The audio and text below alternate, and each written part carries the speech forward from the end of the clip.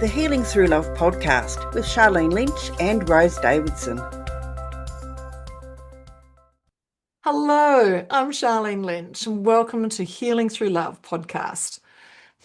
We're here to shine the light on hope, resilience, and transformation in the journey to end domestic violence. Each week, we share powerful stories and practical tools from survivors, advocates, and experts. Together, we create a safe space for healing, inspiration, and change. Today, we've got a very special guest, Leigh-Anne Sharland. She is the founder of Suddenly Different and a powerful voice for compassion and understanding in the face of hidden struggles. We're going to dive into that and find out more about what is this hidden struggle. Having grown up in a domestically violent household, she and her brother carried the impact very different ways. Her brother's morbid obesity was not a choice, but an expression of deep pain and diminished self-worth. Tragically misunderstood by the medical system until his death at the age of 53. Oh, Leigh-Anne. She now shares the story to remind us all that lack of self-worth can be deadly and compassion is vital for every human being. Oh, Leigh-Anne, that's such a young age. It certainly is. I think it's wrong. It's wrong for somebody to have died that young and to think that he'd already had 3 heart attacks before he had his final one. So his life changed when he was about 34 when he had his first heart attack. So tell me the weight story. So was this from when he was very young? Like when did it start being a challenge, the weight? So when he started off being a premature baby, right? So he was 6 weeks premature. He was 3 pounds when he was born, which was very, very small. And he was, unfortunately, in the 60s, the rule for premature babies was they need more food more quickly than other babies. So they were fed before they were ready to be fed. So he was force fed. He was trying to reject this foreign stuff in his face and he was force fed. Unfortunately, I lived in a violent household with him and he was abused just as I was, verbally, emotionally, and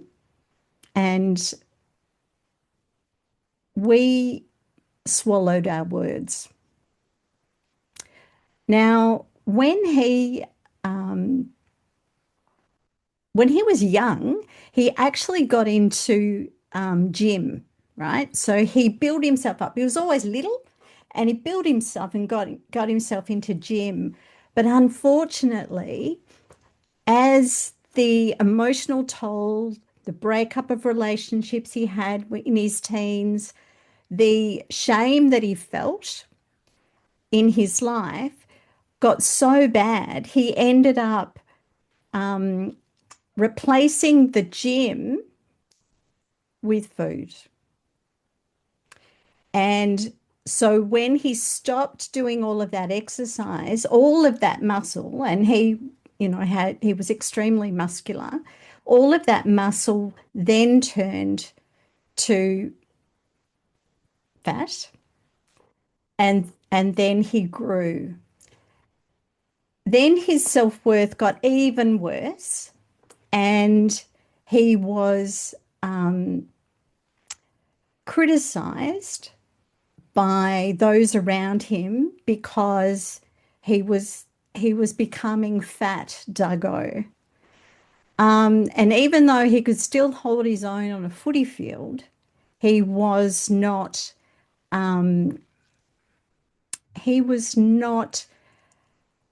living his best life. So you both had the same experience. Obviously, he was pregnant, you weren't, and fed too early. Yes, and so How have you walked away from this lifestyle, this environment of home? How have you walked away and transitioned into the person that you are, and he didn't? And you both had the same experience. Why did it work for one and not the other? Well, we just expressed our trauma differently, right? So I also had a physical trauma. I had sexual abuse as a child, as did he. And we I covered my trauma with attracting people who harassed me and treated me poorly in my early 20s, and ended up becoming a single mother. So I was not unscathed. But my brother took he took the trauma more directly, and I don't understand fully the difference between how boys and girls take the trauma differently into their life. But we were both very intelligent. We both had no problems getting a job out of school or anything like that. But we had different relationship problems. But his, I think, expressed the violence that my father would display. So deep down in my brother's default behavior, he had a fear that he was going to hit and he was going to be physically violent to another person, whereas I had the fear of that being done to me, not me doing it to somebody else. Yeah, so you mentioned about compassion being one of the things that we need to bring to the table for whatever is happening in someone's life, whether they're happy, sad, abledly different. Leigh-Anne, you know that I'm definitely able different, and just how do we bring that level of compassion? So, how did compassion play a part for you in you moving forward and being the person that you are? And how is it that he didn't get that same level of compassion? Well, compassion needs to be an inside job as well as an outside job because there's a permission barrier. And you can't, if you don't give yourself permission to receive compassion from yourself or from anybody else, then it can't get in. And with my brother, he he was desolate about how his life was. He had obvious expression of no self-worth. When he passed away, he he had just finished trying the Ozempic drug and losing weight, but the choice was lose weight and lose control of your bowels in public, or just keep going towards the finish line. And he gave up on trying to lose the weight because the cost to his very fragile ego was too great. So, how can we show ourselves more self-compassion? How can we shift ourselves into a space where we're holding compassion for ourselves, which then air goes, you would be more open to compassion from other people. So, how can we do self-compassion for ourselves? So noticing what it is that is the automatic voice in our head, right? So noticing that calling yourself a dropkick or worse. Noticing the thoughts that you're having about people around you, and just being self-aware. So if you can get yourself into a level of self-awareness and then a level of curiosity so that you can go, okay, so whose voice is that I'm hearing telling me that I'm not good enough? Whose You know, is it my mum? Is it my dad? Or is it somebody that isn't real? Or or is it me? Because it's only when we're listening to our own voice and we get rid of all the different layers of all the different programming that has occurred by other people that we're able to choose whether we want to believe it or not.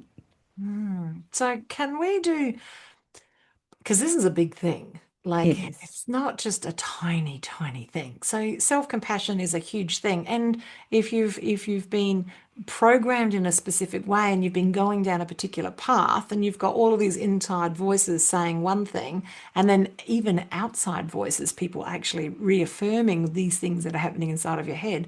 What are the tiny little compassion? What are the tiny little self-compassion steps that I can do maybe on a daily basis that can help me move forward? So it could be as simple at the end of each day, reflect on your day and notice one thing, just one thing that you did well, that you did from a place of love and a place of even freedom, that little thing. And it could be that you looked at the blue sky for longer than a moment and that you saw the beauty that the earth has to give us, or that you remember having a conversation with someone and knowing that you had held that person in the palm of your hand with the love in your heart because they needed support, and knowing that you've gifted them with something that they needed. You've talked about having a level of awareness Yes, for self and things around, and you've also talked about reflection. So yes. how can we bring awareness and reflection into, say, a daily practice? So, many different people suggest that you have gratitude journals or meditation. So having a ritual. I know that people who go to the gym, right? They on a ritual basis, they may go to the gym 3 or 4 times a week, and that is a ritual, and that is honoring themselves with that time for that purpose. And it is an indication of self-love, no matter how it feels at the time or afterwards. But so if you're able to have a ritual that suits you, that suits your style, your belief system, but having a ritual and also they do say that the 5 people that you surround yourself with are the ones who can have the greatest influence on you. So even if you pay attention to one person, right? Just notice, is there somebody, is there a mentor, is there somebody that you can talk to that is going to light you up and help you to move from being in that darker place, that heavier place, because we are what we believe about ourselves. And if we can find some lightness and some joy, then we can notice that it's different. Because I know I've due to health reasons been off work for the last 3 years, and I notice the difference that I have by and I'm neurodiverse now too. So I know the difference that I have on the days where I surround myself with loving things, when I do something loving, when I record a podcast or I have a wonderful conversation with somebody, that that I have a higher energy and I am more well. So, Oh, there's so much to unpack there, Leigh-Anne. There's so much to unpack. So yeah, I like to say I'm neurospicy because I just think it's a bit spicy. yeah. Oh, well, of course. And for the longest time, it was a place of shame, very low frequency shame and blame and guilt that I was not like other people. And what I am noticing now, nearly 60, that there's a lot more people coming to my side of the table. So I'm sort of happy about that. Now, you mentioned about self-belief. Now, that is a big, big subject just on its own. What do you think that we can do to shift these self-beliefs, these limiting beliefs that are holding us there? But how can we shift into different beliefs so that we can have a different outcome?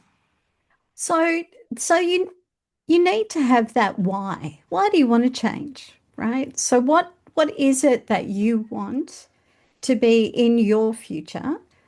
And that can be immediate future or long-term future that is different to today. Because from there, you can unpack for yourself who do you need to be to get there? What do you need to change about? Because we would already be there if we truly believed that we could be there with the way that we are living our lives today. So it's like, okay, so what do I want? And I'm not talking material things. I'm talking about the feelings that we want to have because when you are electrically charged and magnetic, then the universe responds to you when that happens. And you seem to bring wonderful things into your reality. Oh, so powerful. So we've talked about reflection, we've talked about awareness, we've talked about self-worth, self-esteem, self-compassion, compassion for others. I'd like to know, my heart to your heart, what would be the thing that you would share with Doug, your brother? What would you share with him if he was alive today? I, if he was alive today, I would, I would sit down with him and I would really have a deep conversation about what's going on with him. I realized that he was trying to reach out in the last 6 months that he was alive when I was sick, and um, and I really would like to talk to him to understand, and then to advocate for him in the medical profession, because unfortunately, morbid obesity is, and as I said, he was a very, very large man. It is seen as being a laziness choice when actually by the time he was over about 3XL, his body was making the decision and the fluid flow wasn't working properly and his heart wasn't working properly. So he could do nothing. And if he did anything and lost fluid, well, he nearly died one time from losing too much fluid. So, but um, but he was a little boy when he was losing the weight. He was a little boy who was wanting approval. So what he really needed, I think, in that last few years of his life was for his sister to be his advocate, be his sounding board, and remove the judgment that was perceived, real or unreal, by him, and to be really honest with myself about how I was feeling. Such powerful words. In our short time together, I cannot believe that we've been speaking for 20 minutes. We could just talk all day. Yeah. Yes. What would be your final words of wisdom to our listening audience today? So I would say, um, look at yourself, have a ritual, question your own judgment about others. Do not assume that you know their story. just as you may not even really know your own. And aim to have that generosity of spirit, to be compassionate of everybody around you. Oh, that is beautiful. Thank you so much, Leigh-Anne, for being our special guest today on Healing Through Love. It's a goodbye from me and a goodbye from Leigh-Anne. Thank you for joining us for this episode of Healing Through Love. You can get further resources, see the show notes, or simply reach out to us via our website at htlaustralia.org. Thanks so much for joining us, and we look forward to your company next time on the Healing Through Love podcast.